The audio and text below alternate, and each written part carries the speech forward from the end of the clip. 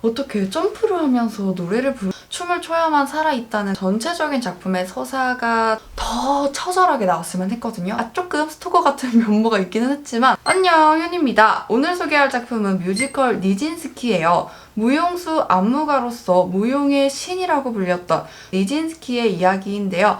아쉬운 점들도 조금 있었긴 하지만 분위기랑 안무가 인상적이었던 작품이었습니다. 어떻게 점프를 하면서 노래를 부르는 걸까요?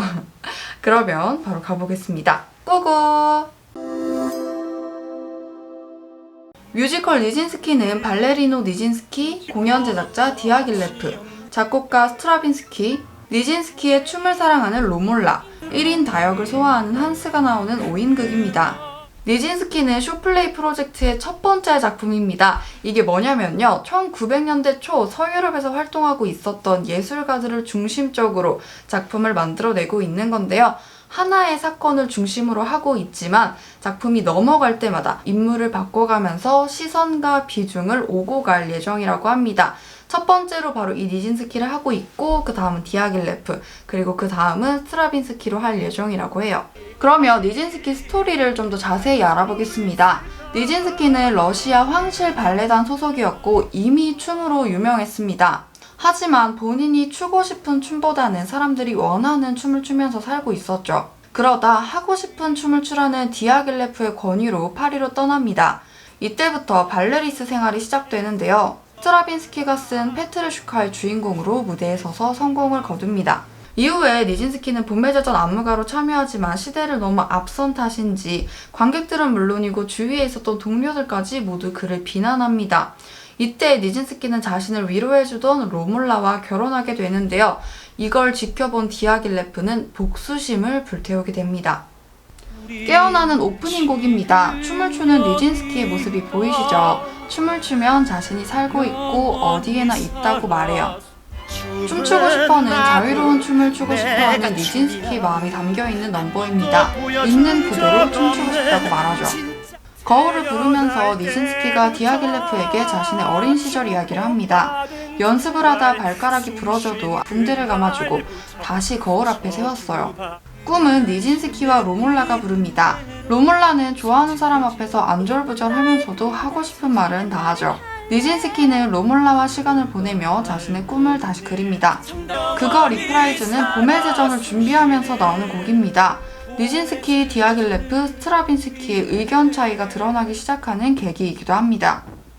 자, 이렇게 니진스키 전반적인 스토리랑 넘버를 살펴보면서 무대가 어떤 분위기인지 보여드렸는데요. 이제부터는 저의 솔직한 후기를 말씀드려보도록 하겠습니다. 먼저 좋았던 부분부터 이야기를 해볼게요. 첫 번째, 제가 오프닝에서부터 이야기를 했었죠. 안무가 너무너무 멋있습니다. 니진스키는 발레를 하는 무용수고 안무가잖아요.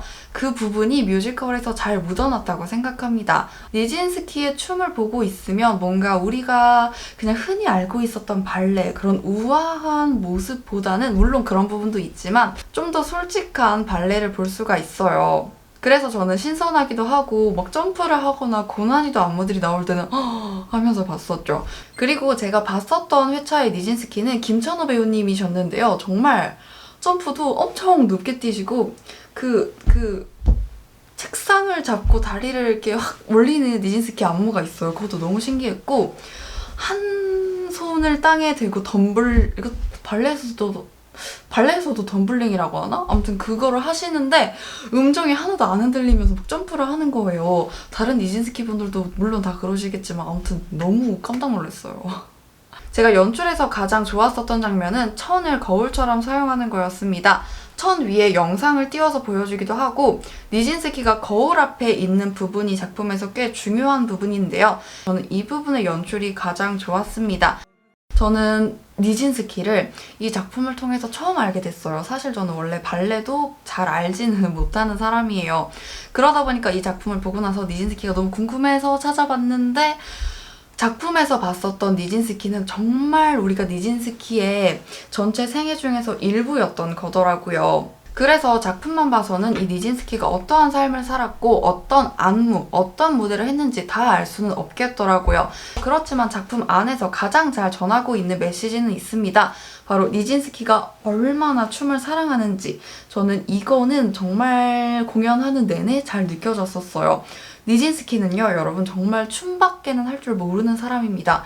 춤을 춰야만 살아있다는 그 말이 너무 아프면서도 정말 진짜 같았어요. 춤을 춰야만 살고 아무튼 제가 이 작품을 보면서 또 보고 나서 기분이 좋았었던 이유는 니진스키가 춤을 얼마나 사랑하는지가 잘 느껴졌었기 때문인 것 같아요. 그리고 디아길레프랑 스트라빈스키도 매력적인 캐릭터로 묘사되어 있다고 생각했습니다.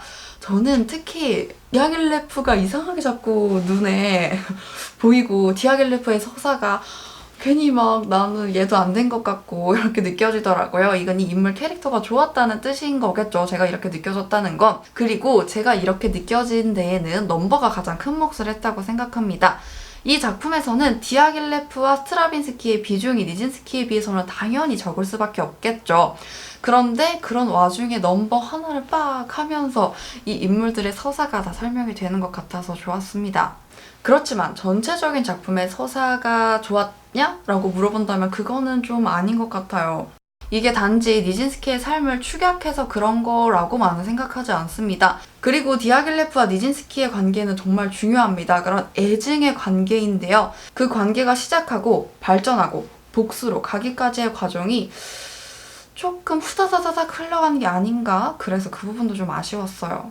그래서 이 부분에 대한 이야기를 좀 더 해보려고 하는데요. 스포가 있을 수도 있어서 그게 싫으신 분들은 이 시간으로 가셔서 마저 봐주시면 됩니다.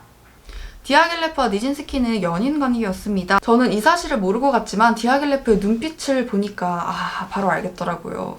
디아길레프가 니진스키를 정말 이글이글 쳐다보고 그 눈빛만으로 갑자기 서사가 다 설득이 되는 그런데 사실 여러분들이 극장에 가셔서는 갑자기 이렇게 두 사람이 이런 감정을 느낀다고? 라고 생각하실 수도 있을 것 같아요. 원래 두 사람은 예전부터 서로의 존재는 알고 있었다고 합니다. 실화에서.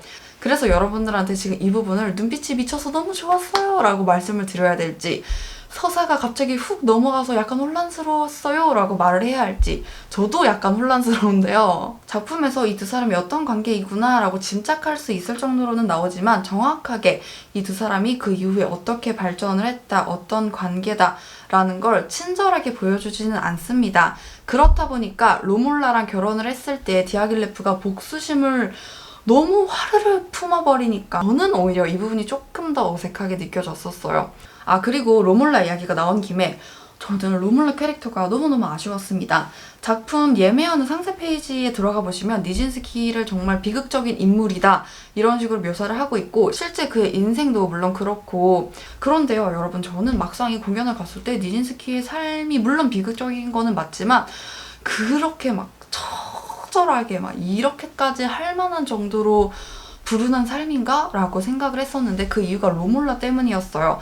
왜냐면 둘이 결혼을 하고 나서 니진스키가 정신분열증이 왔을 때도 로몰라는 그를 계속 안아주고 보듬어주고 고쳐주려고 노력을 하고 계속 품어줍니다. 물론 니진스키가 가지고 있는 그 꿈에 대한 열망을 이뤄주지는 못하지만 그래서 계속 옆에서 지켜줘요. 그래서 제가 봤을 때 니진스키의 삶은 그렇게 세상 모두에게 버림받은 느낌은 아니었었거든요.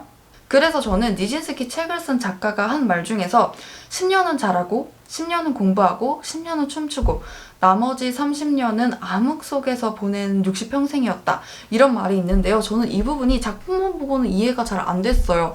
그 30년 동안 암흑에 있었던 생활이 더 처절하게 나왔으면 했거든요. 근데 그 부분이 로몰라 때문에 처절하게 가려다가 좀 따뜻하게 갔다라는 느낌이 강하게 들었어요. 로몰라 캐릭터가 초반에는 저는 너무 마음에 들었거든요. 니진스키의 춤을 보고 너무 빠져서 니진스키의 춤도 사랑하고 니진스키를 사랑하고 자기가 좋아하는 사람을 막 쫓아다니면서 조금 스토커 같은 면모가 있기는 했지만 저는 그렇게 퉁퉁퉁퉁 튀는 로몰라 캐릭터가 너무 좋았는데 결혼하자마자 니진스키한테 밥을 갖다 주고 이런 걸 보면서 너무너무 아쉬웠죠. 갑자기 캐릭터가 잔잔해졌습니다. 저는 실화를 알고 나니까 아예 그냥 비극으로 확 몰아쳤어도 마치 봄의 제전에 끝나고 났을 때 관객의 반응처럼 우리도 완전한 비극을 맛보고 나서 니진스키가 더 오래 기억나지 않았을까요? 이건 저의 정말 개인적인 생각이에요. 자, 여러분 이렇게 오늘은 뮤지컬 니진스키에 대한 이야기를 해봤습니다. 이렇게 리뷰를 쭉 보다 보니까 제가 초반에 왜 그렇게 말을 했는지 아시겠죠? 보면서 보고 나와서는 너무 좋은 작품이었는데 알아보고 나서 또 곱씹어볼수록 아쉬운 부분들이 조금씩 생겨나는 작품? 네, 그랬습니다. 그렇지만 여러분 저는 니진스키를 보고 온 걸 절대 후회하지는 않아요. 그 안무랑 이런 이야기를 본 것 자체는 잘 봤다고 생각합니다. 특히 안무가 너무너무 신기하고 멋있었어요. 여러분들이 그것만 보러 가셔도 한 번쯤은 괜찮을 작품이라고 생각합니다. 그리고 넘버도 좋은 넘버들이 많고요. 그러면 여러분 오늘 영상도 잘 봐주셔서 너무너무 감사하고요. 가시기 전에 좋아요, 구독도 꾹꾹꾹 눌러주시고 안녕!